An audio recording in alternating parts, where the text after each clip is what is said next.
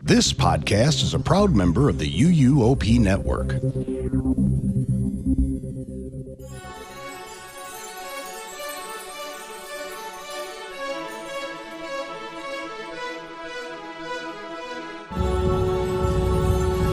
This is episode 716 of the unofficial Universal Orlando podcast for May 27th, 2026.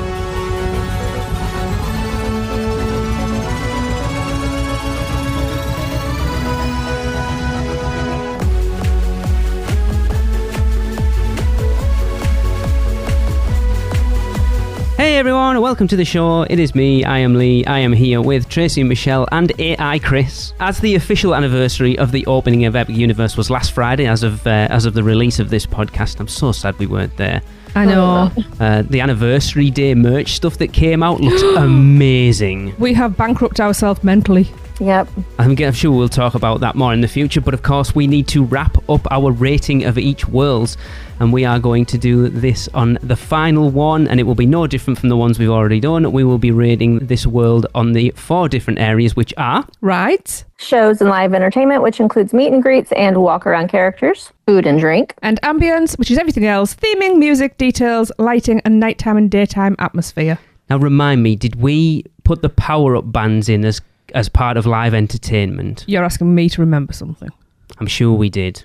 So we're classing the ones as part of live entertainment. Well, I guess you are doing it live. So. I It's think in the did. moment. And again, to clarify, we will be rating each area out of 10, and the final world we will be looking at is the Wizarding world of Harry Potter, Ministry of Magic, and we will start with rides. Michelle, will you like to start us off, please? Yes, but disclaimer, I'm going to kick your ass on this episode already, I can tell, because we're talking about my baby, the Wizarding World of Harry Potter, and I know you're going to be mean. I'm not going to be mean, I am going to be honest. Oh, that's even worse.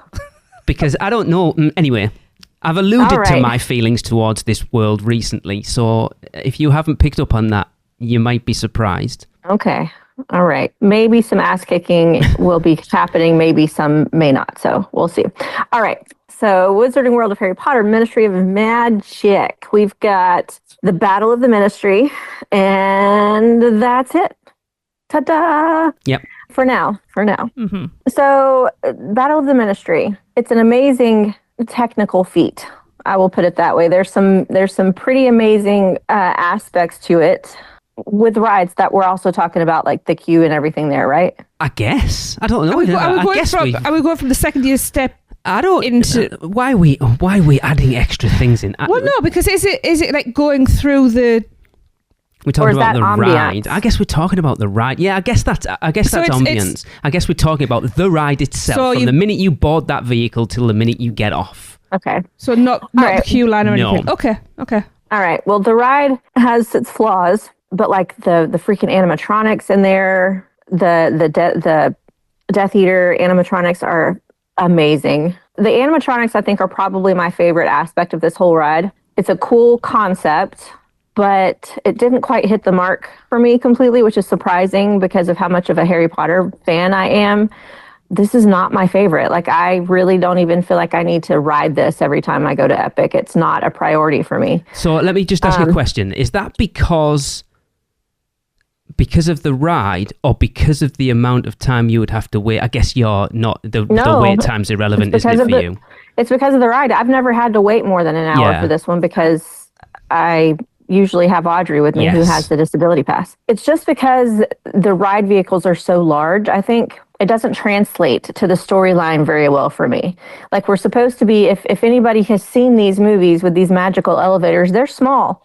They're small elevators, and even on the screen in front of us, with another elevator in front of us, it clearly only maybe 3 or 4 people can fit in that elevator. Yet we've got how many in ours? 16, is it? At least. It's huge, and so therefore, because of the size of it, it doesn't feel like a very thrilling ride. It's just so like large and moves like a large vehicle. It just, I don't know if that's technically true as to why it's not as thrilling, or they couldn't make it move a little bit more. I'm not sure.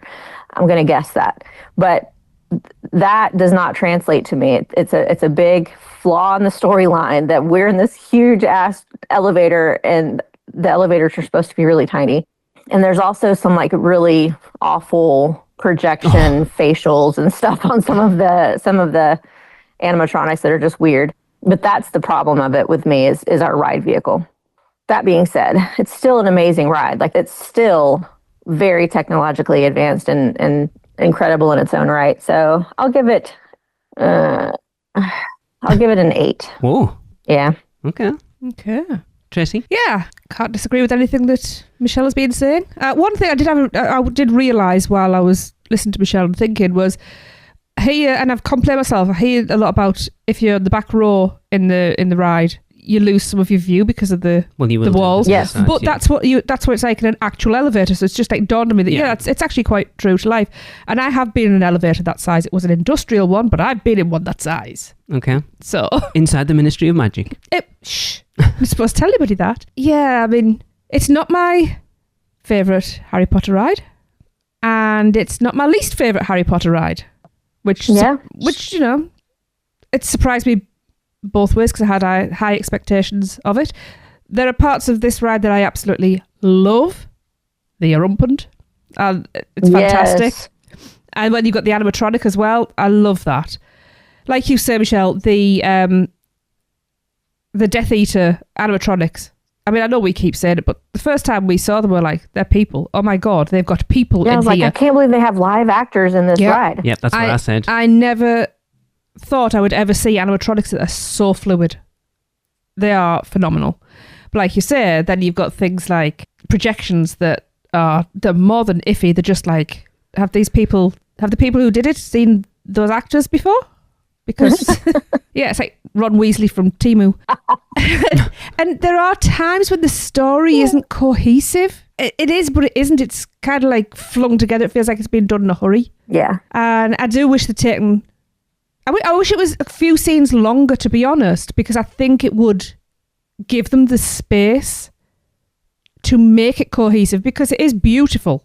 It really is. Yeah. I do wish it had a Tower of Terror drop, because it's that kind of vehicle. Yes. But we're not getting that, sadly.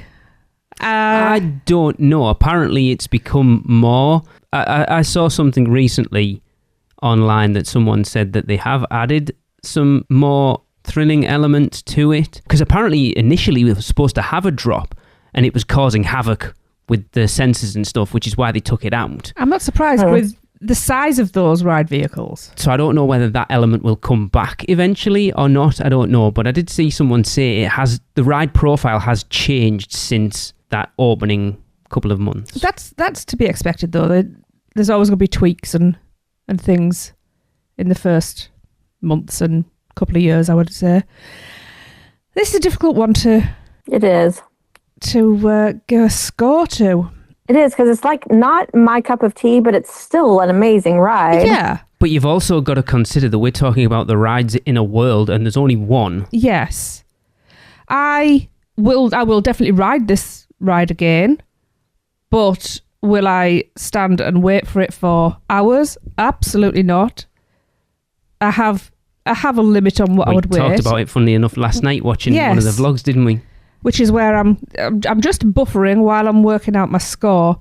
So if I think about what I would score the others, I think, like I say, it's not the worst ride, but it's not the best ride. And there's a lot wrong with it, but there's a lot that's amazing with it. I'm going with a 6 for it. Okay. It's time to pass it over to AI Chris. I'm giving rides a 7. I love Battle at the Ministry. Yes, there are similarities to other rides, but I think it's a great one and the grandness of it really shows. Probably the best queue I've ever been in. The reason for my score is because I'm ranking a world, not a ride. While it's a great ride, it's the only one in that world, for now, and because of that, it dropped the score down a bit. There you go. Okay. So I very much agree with what Chris had to say. I think I went into riding this for the first time with a lot of expectation. I was expecting it to be Epic Universe or Universal's version of Rise of the Resistance.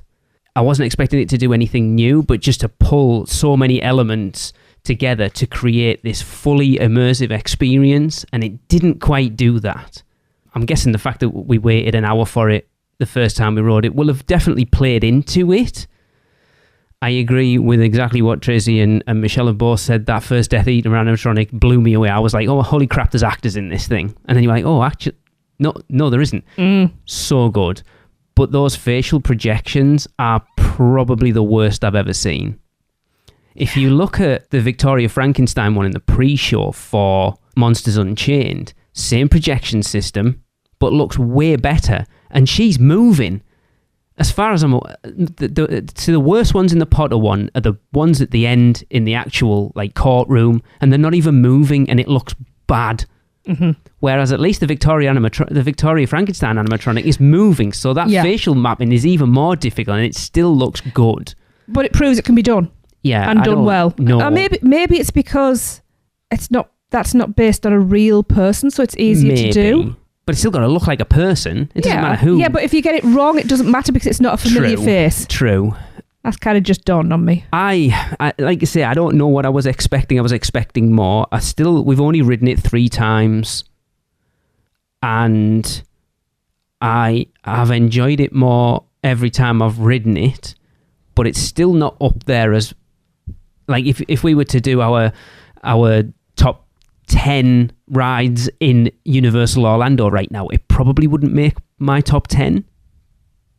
And the fact that it is the only ride in that world has got to knock the rating down for it overall. So I agree with Tracy. I'm going to give it a 6. Oh, you agree with me? Yeah. It's the first time in 30 years. UUOP is brought to you by the Producers Club. Join today and get bonus episodes, the chance to be a guest host, birthday shoutouts on air, be part of our awesome Facebook community, and more. Head over to uuop.supercast.com to subscribe.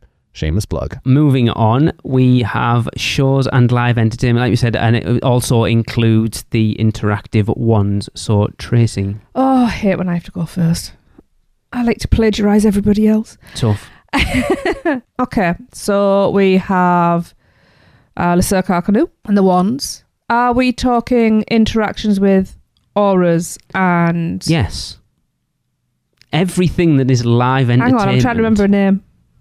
Cosmic Akajua. That's the one. I knew it began with a C, but my brain's going, Celestina Warbeck. No, wrong park, brain. There's the 3 wizards, there's the auras, there's Cosmic Akajua, there's Cassandra Trelawney, and there's the band as well. 3 wizards? Yes, there's a Beaubaton, a Hogwarts, and an Ilvermorny. Is it Ilvermorny? Is that what the Wizarding School in America is called? Yeah. Yeah. Well, you know, the land, no, I'm not going to get told off. The world, this world only has one ride, so it needs to have a lot of other things. So the fact that there is so much interactivity is good. We have partaken in some really excellent parts of said interaction, namely the auras, or a particular aura, and Cosme, because she's fantastic. So we haven't done the wands, but we have watched people do the little wand twiddlings, and they're quite good, actually. Not tickle you there, Michelle. Who doesn't like to twiddle a wand every now and again? I do. I love sitting around and watching people twiddle their wands. In Wizarding Paris. Yeah, there's some of my favourite interactive wand scenes here. I bet you can't guess which one's my favourite. The Niffler. The Niffler, because that's my wish for Christmas is I want my own Niffler. For real. I love all of those. Lee's too tight to buy me an interactive wand, so I've never actually got to play around with We've got interactive ones, just not second generation ones. Yeah, so, he's too tight, as I say. So there you go. They're always fun. The face-to-face interactions that we've had, like I say, have been phenomenal. Like, absolute. We'll say stellar because, the theme of the entire park. Then, Le Cirque Arcanu. I bleeping adore this show. It's just... Me too. It's so beautiful. Everything from... like the pre-show with all like the actual circus performers, I love that. Especially the bubble person, the bubbler. I don't know what they're called. The bubble artist. I love that, and I love seeing people going, "How is the smoke and the bubbles?" And it's just, it's magical. And then the show. I mean, some people think it's got a weak storyline. It's just, it's just something that's easy to step into. You, whether you're aware of what's going on, like what Fantastic Beasts, if you're aware of that story or not, you can fall into this one, which is good. It's accessible. The pre-show is amazing. My favourite part, I mean, apart from mooncalves, because who doesn't love a mooncalf? Yeah. Lee'll tell you every time, not many people are really excited for the end of a show, but that is my favourite part when what's it called? Kelpie. The Kelpie, thank you. I was going to say it's a Scottish thing. Yeah, when the Kelpie draws the curtain round. I just think that is such a great use of introducing another massive beautiful creature and ending the show. Oh, I love it. And I've never come out of that show unhappy. I've always come out going, I want to go back in. I want to buy all the creatures. I need to go to the pet shop, Lee. But he won't let me because he's mean. I actually think that this world has a lot of really great live stuff. Never bored in there. So I'm going to give Shows and Live Entertainment an 8. Okay. I know it was a lot of waffle. Sorry, but That was a lot of waffle. I was making very valid points, sir. Well, let's pass it over to AI Chris. I will give Shows and Live Entertainment an 8. Le Cirque Arcanu blew me away the first time we went because I was not expecting a big reveal like that. Plus the theming is solid throughout. We've also gotten to experience a good amount of street entertainment when we were there. We saw wizards from the 1920s that we interacted with, along with the Place Cachet Jazz Band. Great experiences. Okay. I agree with a lot of what's been said. I think this is definitely a world, as far as live entertainment, that is up there with Isle of Burke, 100%. I like Le Cirque Arcanu. I don't love Le Cirque Arcanu. Wow, what is wrong with you? I like that it's a juxtaposition to Untrainable, that it doesn't feel like a theme park show, whereas Untrainable feels like a Broadway production, like a theme park. It feels like a theme park show. I'm glad that this doesn't. May I interject, sir? When you are in the Wizarding world, you are not in a theme park. You are in 1920s Paris. Yes. Let's not get into that because I won't get my ass handed to me. So yes, I like it. I don't love it. I was incredibly disappointed that the first time we saw it with Michelle that it didn't work properly. Because I knew how much that show meant to Michelle. So when the stage rise didn't happen, I was like, oh. Yeah. It's okay. But I like to see that stuff because you see how it's... Yeah, but not for some... I was looking at it from Michelle's point of view. That's the first time she's getting to see that show. I was like, you want to see it seamless, and it wasn't. They reset it really quickly and well, actually, but yeah. Where Ministry of Magic excels is the street entertainment. Yeah. We haven't caught the band properly yet. We caught the back end of it when we were there. Oh, look, the band's there. Just get in. Oh, and that's us for the day. All right. Hang on. Was that when my drink exploded? I can't remember. No, I think there was just me and you on our own. There was. And that's when the top... I don't remember. I'd put something fizzy in a water bottle. Yeah, it expanded and blew the top off. The Cosme Akajua is amazing. Well, there's one specific amazing, and again, they have that knowledge of things, because I was like showing off my dark magic and she was like, who is that? I don't know what that is, but it looks incredibly evil. I was like, oh yeah, of course you don't know what it is. We're in 1920s. Voldemort doesn't exist. And she was cool. The Cassandra Trelawney painting down, I can't remember what that area is actually called. It's something to do with Nicholas Flamel. Is super cool. Oh, so much fun. I didn't know that existed, and you just shouted for me. We haven't seen the students other than opening day when they came. Not opening day, sorry, the media event when they brought them out to kind of open that portal for the first time. So we haven't seen them milling around. But the absolute goat of this area is the Aura. The very specific guy one. He is amazing. And everyone talks about how much Igor is the goat in Epic Universe. I actually think this guy is on a par with him. Yeah. Because he was so quick. Oh. In interacting, because we were throwing curveballs and all sorts at him, and he was like just really playing along. I always think they must really like that, because rather than just the bog standard, people will just stand there not knowing what to say or feeling awkward, or they'll just be like, yeah, okay. But people who are giving back, so that really it was a real people personal experience, because we were going off, like the fact that I had a dark mark and he's like, do you know Gellert Grindelwald? And I'm like, I know of him. He's like, you know of him or you know him? And I was like, oh, I know of him. You need to keep an eye on this guy. He was, I was throwing you under the bus every chance I could get. Probably a good 5 or 10 minutes. He was outstanding. He really was. But we had video of him that we found, didn't we? That was that from? That must have been from media days. And he was just standing. Oh, yeah, me. I was just walking through into that area and he was just stood with his back up against the wall and he side-eyed me as I walked past. It was brilliant. Kept eye contact with the camera the whole time. It was awesome. But I do agree with what Tracy said, that with it only having one ride at the moment, it really needed to excel somewhere else, and it really does. Hard, isn't it? I think because I don't like the Cirque Arcanu as much as I like We've got to. I don't like it now. No, right? It was. I don't love it. I didn't like it. I said I don't like it as much as I like Untrainable. I'm going to give it an 8. Michelle. Damn, y'all are not nice. An 8 is a bloody big score, to be fair. I think that the shows and the live entertainment are the reason to go into this world. Like, I freaking love everything about this category in the Wizarding world. The wand experiences, like, top notch. We spent a good bit of time, I think it was me and Audrey, spent a good bit of time, especially at night. The best time to go and play with your wands in the Wizarding world. Do you have a second gen one, Michelle? I do. Of course. It's so good. If you take the time to set up your second gen correctly in the app, the experiences are personalized and it's very cool. Okay. So, like, I could spend hours in there just doing the wand experiences, which is awesome.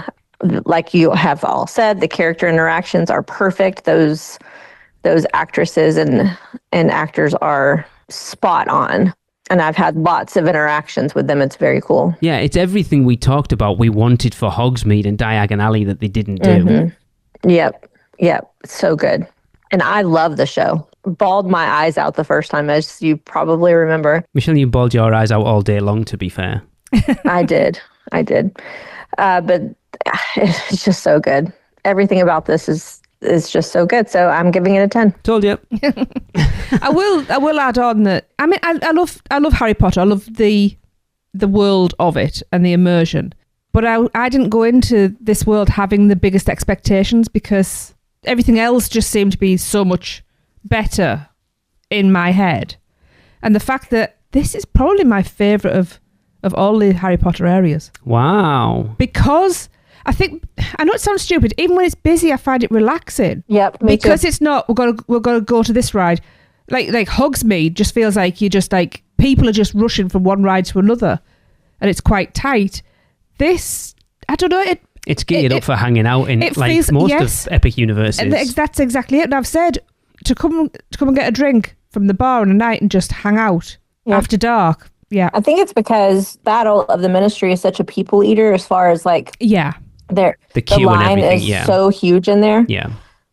That's where probably the majority of the people are. Probably. It's just the streets are never overly crowded. Yeah, that's a good point. Okay, moving on to our penultimate area, and that is food and drink. And I will pass it over to AI Chris first. We honestly haven't eaten much here, only drank. The drinks have been good and consistent, with a little show that goes along with it. We are making it a point to eat more next time we are here. Therefore, I'm giving food and drink a 7. Okay. I will go next. This is a difficult one because we haven't actually eaten a lot of food in here. No. We got to sample the Butterbeer crepe on Media Day. It was good, but it wasn't... If I'd paid $20 for it, I would have been incredibly annoyed. It's not my favourite Butterbeer thing. We've only had drinks from Le Goblet Noir, which I do want to eat in there, because apparently there's a lot of people talking about it being the hidden gem of Epic Universe, because not a lot of people actually realise that it's even there. Are you sure we've only had drinks from Le Goblet Noir? Yes, we got the Le Goblet Sauvage Noir, whatever it's called, and you threw yours out because it was disgusting. That's the only thing we got in there. So yeah, we've only got drinks from there, and actually getting out was a nightmare. We couldn't find our way out. The team member had to go. It's over there because the exit isn't because it's. It looks like an emergency exit. It's like Toadstool Cafe where there's one way in and one way out. So you can't go out the way it took us. We were wandering around from room to room, going, "Where the hell's the way out of this place?" So that is somewhere, it's on our list, we've talked about it. Now, our plan on our last trip was to go to Café Le de la Sirène for breakfast, and we did early park admission and then went over there, and the queue for that restaurant at like 9 o'clock in the morning was halfway up the street, so we decided to go over to Oakenstein. It was terrible. But we did go there on our last trip for dinner at like 9 o'clock. That place is stunning. It is probably the most grand restaurant in Epic Universe. Maybe along with Atlantis. I think it's grander.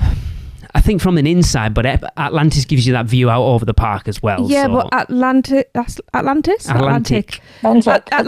Atlantic is a themed restaurant. Yes, it is true. Whereas this feels like you've actually gone into a grand hotel's restaurant. Yeah. So, I know that's theming in itself, but you know what I mean. That's the only place we've eaten. I had some sandwich, I think, which was really good. I think it lost a little bit of its. I know we're not talking about ambience, but it lost a bit of its ambience at that time of night because it was pretty much empty.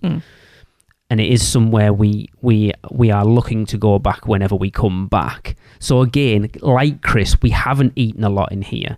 I can't speak to it that much, but I know as a group we have been to Bar Moonshine. I think I had the dirigible plum juice.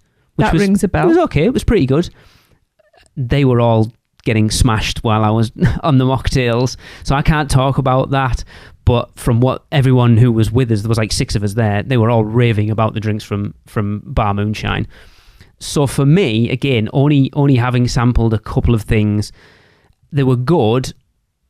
I think I'll give it a 7. Michelle. Okay. So I get a butterbeer from here almost every time, which is kind of a given. I have eaten at blah, blah, blah, blah, blah, blah, blah, blah. Café Le de la Sirène? La Sirène. A couple of times, actually. I've gone in there and just gotten, there's some kind of pear juice thing that is so good. Yes. I've had the Crip, which is so good, but not worth $20. No, it really isn't. It's the most expensive thing on the menu. Yeah. And we actually even got one of the kids' cheeseburgers as well, and that was good. Everything on the menu actually here looks really good, and I'm excited to try it all. As people were like getting their food at the tables next to us, Audrey and I were like, I wish I'd ordered that. What is that one? It all looks very good and high end. It doesn't look like theme park, mass produced food. And I love like that you can sit out on the little terrace and kind of people watch while you eat. That's really nice. I have not eaten at Le Goblet Noir nor tried any of the drinks, but I want to. It all looks good. So it's difficult, isn't it? Because we all haven't really sampled an awful lot. It is, but in this category, I'm also considering just general overall availability, like what there is to try. And the fact that I could do breakfast, lunch, and dinner all here, I can grab drinks to go. I can sit in a nice area for a while and have drinks and relax. I think it's got good options, good wide variety of options. So I'm going to give food and drink an 8. Oh, okay. I think you just give it an extra point because you're a Potter fan. Tracy? Yes. Yeah, so like you've said, we haven't eaten there a lot. Some of us have drank there a little. Yeah. What was it called? The goblet noir. Le goblet. Le goblet noir. What was that horrible called? I've just been in the app. Oh, it was nasty. It wasn't. It was lovely. I liked it. Glad it was free. No, I was. I think it was because it was blackcurrant based, wasn't it? Yes. Awful. If you don't like blackcurrant, they might as well just throw some coconut and cilantro in there, and then bleh. Anyway, it is le breuvage sombre de goblet noir, and it is a delicious dark brew conjuring unique flavours of mixed fruit topped with the eyes of Plimpies, yogurt popping pearls for those that don't want eyes of Plimpies. They lie when they say it's delicious. Anyway, so that aside, yes, we have eaten in Café Le de la Sirène, which was late, and like you say, it needs to have more people in there because I think to hear that chatter would be really, really good. And obviously we want to have breakfast there. Do you remember what you had? I know I had the quiche. I had some sandwich. I can't remember specifically. Let me have a look. Yeah, I had the quiche, which was great. Like, really good. But but not enough. The butterbeer crepe is probably my second favourite form of butterbeer, to be quite honest. Oh, I had the baguette du daim. Oh, no, I need to have that because I believe you can get that as a salad rather than without the bread, which is something I'm going to have to start doing, unfortunately. Sliced cracked black pepper turkey, apples, brie, arugula, and topped with mustard butter and apple butter, served in a warm, crusty baguette. Yum. And it was very nice. Yes. The crepe. Now, Lee was not keen at all. And I was surprised. Because I was bland. I was expected to be... Well, a lot of people have said it's really, really sweet. And I don't like really sweet stuff, but I really like this.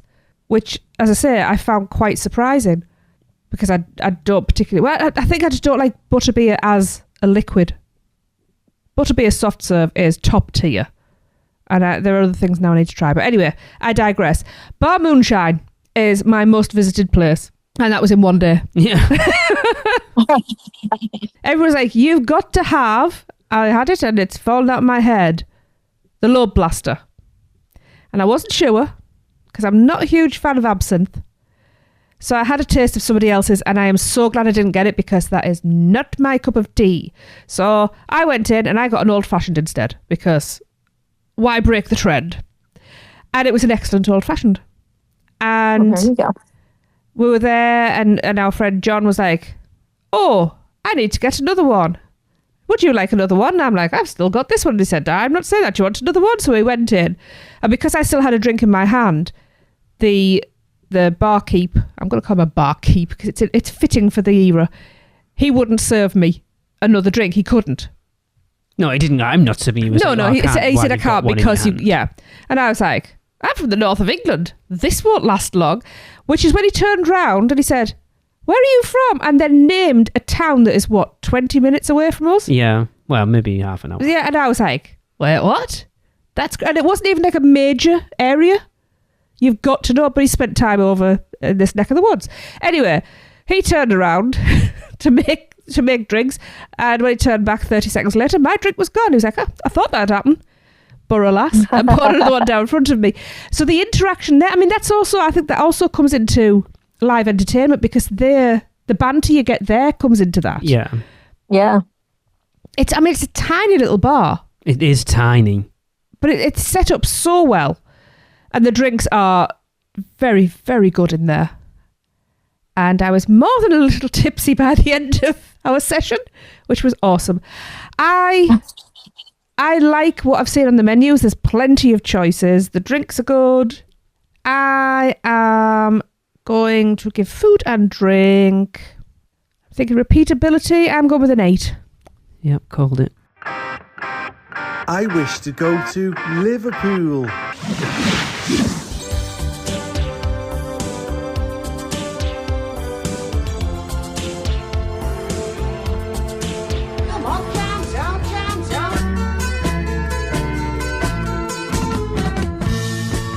Where can our vacation wizards take you? Just tap the port key at portkeyvacations.com and let the magic begin. All right, that means we are moving on to our final rating thing, and that is ambience. Yes, Andy, I know what it means. Andy was calling somebody out in the Producers Club. I don't know who, but he posted the Google AI overview of what the word ambience means. And I was like, I know what that means, Andy. He went, I know you know what it means, so I don't know who he was having a pop at. But apparently someone doesn't know what the word ambience means. So anyway, we basically... It's probably me. To be fair, we actually took the word on to mean a lot of things, not just... Hang on. Us three took the word on from what you told us we were... Yes. So it's all your fault. So it's basically, it covers everything else. Theming to just the general feel, the music, the shops, just everything else that doesn't fall under the bracket of rides, shows and live entertainment and food and drink. And so the first time that we spent time, we did spend time in Place Cachée, I wasn't blown away by it. It's cool. It looks awesome. Like, but it doesn't. I don't know. It didn't feel very wizardy to me. Like, you walk into Hogsmeade and it feels like Hogsmeade from the movies, and you walk into Diagon Alley and it feels like Diagon Alley. And I think the thing is that, as far as the Fantastic Beasts movies go, I like the first one. The second one's okay, and I think the third one's trash. Mm-hmm. So I haven't watched the second one a lot, which is obviously where this comes from. Yeah. The beginning of that second movie. So I don't have a connection to it. So the first time I walked in, I was like, oh, it's all right, it's cool. We wandered around, we did the rides and show and what have you. We only got about 3 hours in there, and we've been in a couple of times since then. It was that last trip when we were with John and Becky and Grace and Bree, and we spent quite a bit of time in during the day, but then it was when we went back at night, and it was, I don't know whether you've experienced, I think you've talked about it before, Michelle, of going in after dark, where it seems to really drop out crowd-wise. Like, we came out of Café L'air de la Sirène and there was barely anybody in that world. Yeah, and I don't know why, because it's the best time to be in that world. I agree. I think this is the world that, you know, we've rated all of these so far. I think this is the one where that transition from daytime to nighttime is probably the biggest difference. It is... Well, dark universe. Maybe. This just feels like a completely different world at night, and it really shines. Like, the way they've got the spotlights on the big phoenix at the entrance arches, it just it comes to life after dark. It's stunning. And it was that one day of going in during the day and like milling around and having drinks at Bar Moonshine, and just wandering around and experiencing that world, and then interacting with the aura, and then coming back later on after dark and having time to enjoy Café L'air de la Sirène, and then just wander around and take in the ambience of that world. It jumped up several spots of like, do you know what? That's one of my favourite worlds now. Yep. The shops, there isn't many actually. Is there a Cosmic Acajou for wands? I think isn't there a sweet shop? Yeah, the corner there's the, I can't think what's called. Yeah, there's the wand shop. There's I'm sure there's a candy sweet shop. Yeah, there's a candy shop. Is there an exit? Yes. Store? Yes. I don't remember it. It's got all the Flu Network stuff in it and the horror stuff. I don't remember it. There's one on the corner next to La Sirène.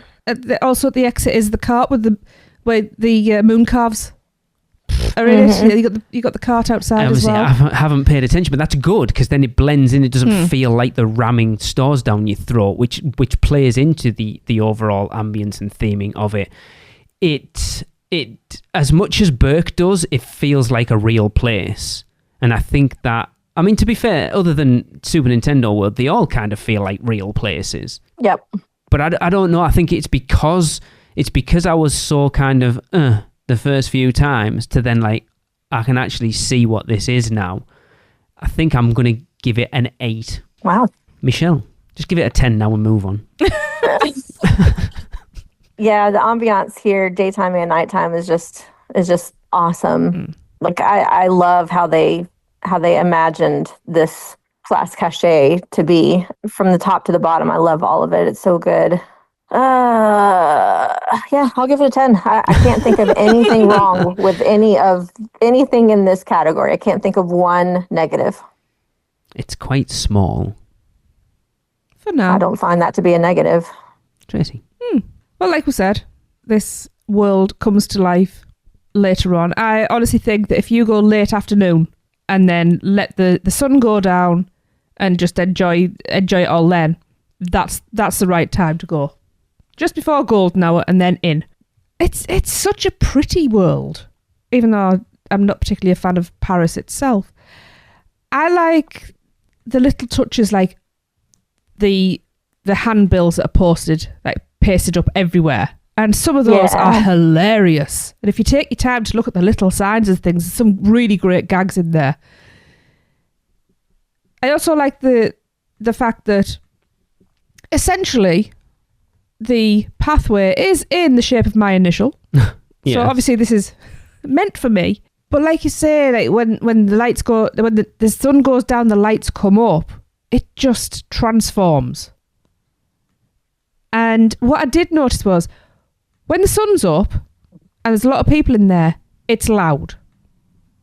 But when the sun goes down, people tend to quieten down in there as well, which is a really weird phenomenon. Yeah. And I mean, I know that there are less people in there, but people aren't yelling as much. They're quite hushed in the tones, and there's obviously that's some sort of magic that they're casting over everybody. But I like how the up above the advertising hoardings, the way they're lit up, they're completely different day and night, and it's just such a great atmosphere. Yeah. And when you've had like a hectic day in the park... I thought she was going to say, when you've had a few drinks, even more so. Yeah. But when you've had a hectic day in the park, it's the ideal place to go and just wind down a little. Yeah. And it is a place that I want to linger in there. And, you're on a time crunch, you've paid enough to be in those parks, but I want to just waste time in there. It's funny, isn't it? I think we've talked about all of these worlds, other than maybe Super Nintendo World, they're all worlds that you could quite comfortably just hang out in and not necessarily ride anything. Just grab some drinks, some snacks, and just chill out and enjoy being in there. Yep. It's funny because doing all these ratings has made me think about the potential for a show, which would be we as individuals put the worlds in order to go throughout the day, choose the best time slot for each world to get the most out of the look and the feel of it. That could be an interesting thing to do at some point. Yeah. Okay, I've probably delayed enough. Tread water enough. Yeah. I am going to give it a 9. I thought you would. Okay, right. So let's move it over to AI Chris for the final one to wrap it up. I am giving the ambience of Ministry of Magic a 9. Overall, this world hits all the marks it's trying to.